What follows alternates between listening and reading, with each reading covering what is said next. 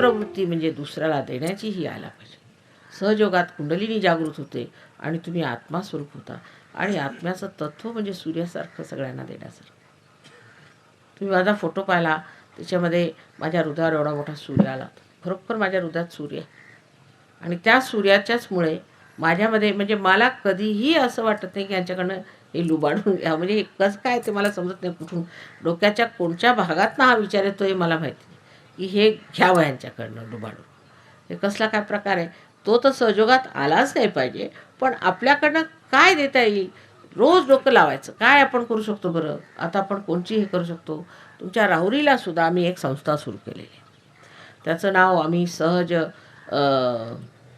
स्त्री सुधार, समाज सुधार असं काहीतरी नाव दिलेलं आहे. त्याला संस्था अशी केली कारण आमच्या ह्याच्यातर्फे संस्थेतर्फे अशी कार्य होऊ शकत नाहीत लाईफ इटर्नल ट्रस्टमुळे. तर इथे ती रजिस्टर करून घेतली. सगळं काय झालेलं आहे. ते कॅनडातले लोक पैसे द्यायला बसले, तिकडनं लोक पैसे द्यायला बसले. इथे पण कोणी मिळतच नाही स्त्री सुधारला. इथल्या बायकांनी ते जर आपल्या हातात घेतलं तर हे कार्य होऊ शकतं. इथे जागा आहे, सगळं काही आहे. मग आम्हाला वेळच होत नाही. आम्ही कसं जाणार. अहो हे लोक तिथनं पैसे घेऊन येत आहेत तुम्हाला द्यायला. इथला स्त्री समाज सुधार करा. 14 तुमच्यासाठी मशिनी पाठवून दिल्या. तिथे बायकांना बसून काहीतरी शिकवा. तुम्हाला दिसत नाही का उपाशी तपाशी फिरतायत. यांना बसवा, काहीतरी कार्याला लावा. त्यांचे 2-4 पैसे हातात पडतील. त्यांना त्यांचं भलं होईल. थोडं तरी आपण असा विचार केला पाहिजे. स्वतःपुरतं कसं बघायचं. तेव्हा सहयोगाला त्याला पाहिजे की ह्या गोष्टीला आपल्याला वाव नाही. स्वतःपुरतं बघण्याला आपल्याला वाव नाही. जगाच्या कल्याणा आलं पाहिजे. आणि मी नेहमी म्हणत असते की जगाच्या कल्याणा संतांच्या विभूती जरी असल्या तरी संतांच्या विभूतीच्या कल्याणासाठी जग आहे. म्हणजे मग झालं त्या संतांचं कल्याणच होतं अशा परिस्थितीत. म्हणून आता तुम्ही जे संत आहात तुम्ही संतांच्या दृष्टीने वागलं पाहिजे. आणि संतांचं पहिलं लक्षण म्हणजे देणं, देत राहायचं.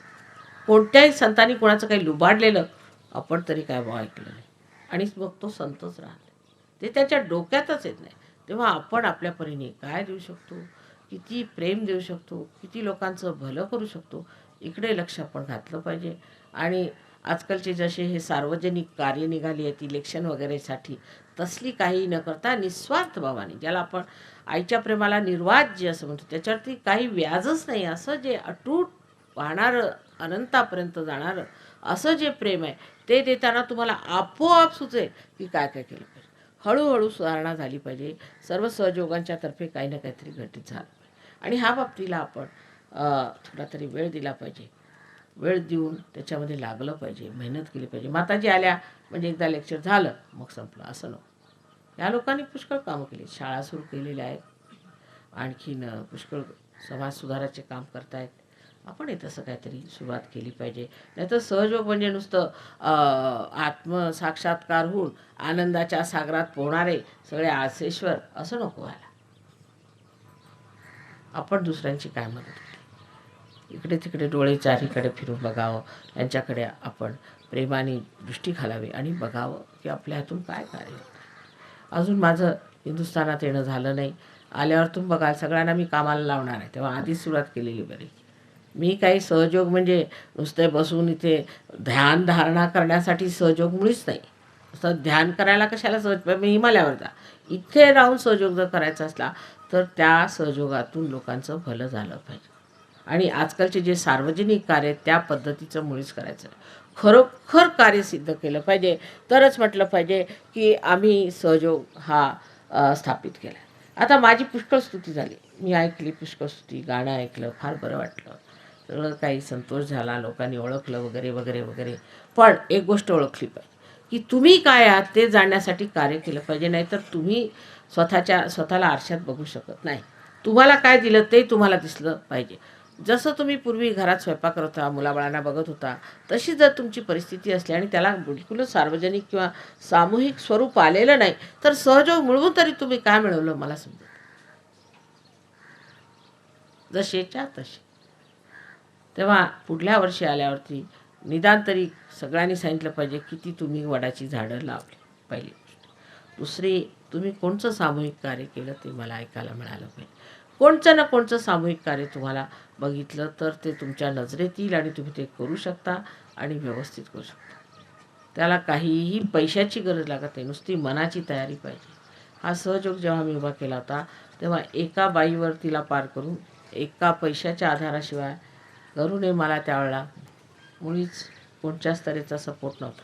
मी सुरू केला, पण त्या कार्याच्या निष्ठेमुळे आणि त्याच्या सत्यतेमुळे आज तो एवढा फोफावला.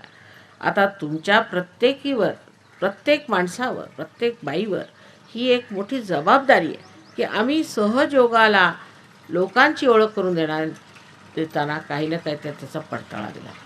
हातात त्यासाठी काही कायदा घ्यायला नको, त्यासाठी कोणचं गैरवाजवी काम करायला नको, कोणत्याही चुकीच्या गोष्टी करायला नको. सरळ सरळ मार्गाने तुम्ही नुसतं डोळे उघडून बघा की आम्ही काय करू शकतो, लोकांचं आम्ही कुठे काय हित करू शकतो ते, आणि तुम्हाला आम्ही शक्ती द्यायला बसलेलो आहोत. तुम्ही त्या ह्याच्यात पडावं आणि ह्या कार्यात आम्हाला काही वोट नको, आम्हाला काही पैसे नको, काही नाही, आम्ही काहीतरी असं कार्य सुरू करणार असे एक वचन द्यायचं. दुसरी गोष्ट त्यात अशी अडचण असते कधी कधी की लोक जर सुरू करतात तर मग 4 ठिकाणी पैसे मागायला. आधी पैसे मुळीच मागू नका. पैशाशिवाय जे काम होईल ते आधी सुरू करा. आधी पैसे एकत्र, प्रत्येकाला असं वाटतं पैशाशिवाय नाही. तुमच्याजवळ शक्ती आहे, तुम्हाला पैसे कशाला पाहिजे. कोणी आजारी असला शेजारी जाऊन बघावं, त्यांच्याकडे आजार आहे, त्यांच्याकडे त्रास आहे, त्यांना बघावं. मी बघते ना, कुणी आजारी असला, आता त्याच दिवशी एक गृहस्थ कुणी आजारी, त्यांचा हात झालेला. अहो 2 मिनिटाचं काम कुणी सहयोगाने ठीक केलं असतं तर घेऊन आले त्याला माझ्याकडे, आणि ते अगदी प्रोग्रामच्या मधोमध आता ज्याचा हात ठीक करा. आता एवढे तुम्ही सहयोगी असून, तुमच्या हातातनं शक्ती वाहत असून हे लोक कधी नाही असं. तेवढ्यातल्या तेवढ्यात तुम्हाला जर बरा करता येते तर तुम्हाला सहयोग देऊन फायदा काय झाला. तेव्हा माझी आई आजारी, माझा बाप असा आहे, त्याचे पाय मोडले. अहो तुम्ही नीट करा की, तुमच्यात आहे ना शक्ती, करून तर बघा. तेव्हा लोकांची मदत केली पाहिजे, काहीही अपेक्षा न करताना आनंदात, त्या भावनेनी, ज्याच्यामध्ये खरोखर अत्यंत आनंद आहे की आम्ही काहीही नाही, परमेश्वराचे एक साधन मात्र होऊन या जगामध्ये, ह्या देशामध्ये, या कुटुंबांमध्ये काहीतरी विशेष देतो आहे. केवढी मोठी ही धारणा, केवढी मोठ्या गौरवाची गोष्ट आहे असं समजून जर तुम्ही सगळ्यांनी निश्चय केला तर काही ना काहीतरी तुमच्या हातून घडेल. आणि मग लोकांना पडेल की सहयोग म्हणजे काय. आता सगळे लोक सहयोग म्हणजे काय, सगळे ध्यानात बसले, झालं. आपल्या देशात काही गडबड झाली तरी आता ध्यानातच आहेत. आता आमची बायको म्हणे स्वयंपाक नाही करत. म्हटलं का, ती ध्यानच करत बसते. असं का, असं कोणी सांगितलं तिला. स्वयंपाक पहिल्यांदा करायचा, ध्यानाला 5 मिनटं पुष्कळ झालं. तुम्हाला शक्ती दिली की उत्तम स्वयंपाक करा. तेव्हा एकतरीचा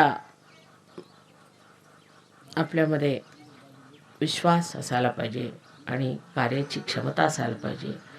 शक्ती आम्ही देतो ती घ्या. रोज नुसतं ध्यानधारणा करून काय उपयोगाचं. तुम्ही लोकांचं काय भलं केलं ते बघितलं पाहिजे.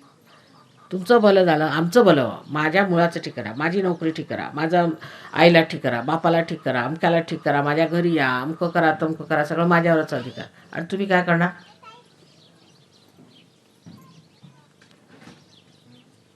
आम्ही काहीतरी केलं पाहिजे.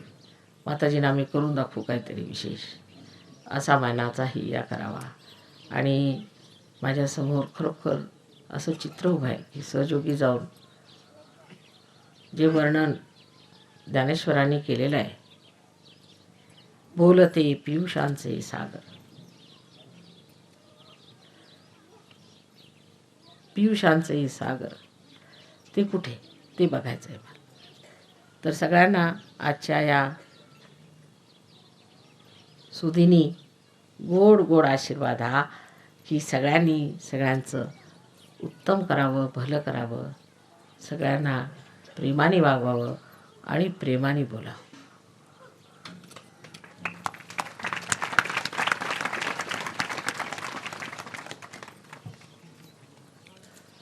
पाणी द्यायला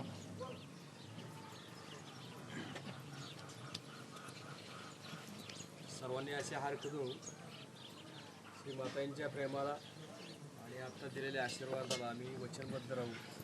1 मिनिट हात करून वचन द्यावं मला. He's saying you should put your hands like this to say that we are bound by Mother's words and we'll try to do good to others and we'll be very kind to each other.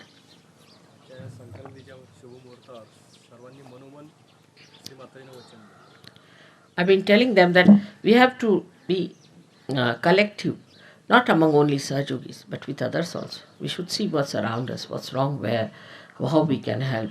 Uh, we have many social obligations which we have to fulfill. Now you have reached a stage where you can do that without forming any social organization which collects money and have sales and things, that kind of a nonsense. But you can see around yourself who are the needy, who you can help, and that is how you can really give a very positive form to Sahaja.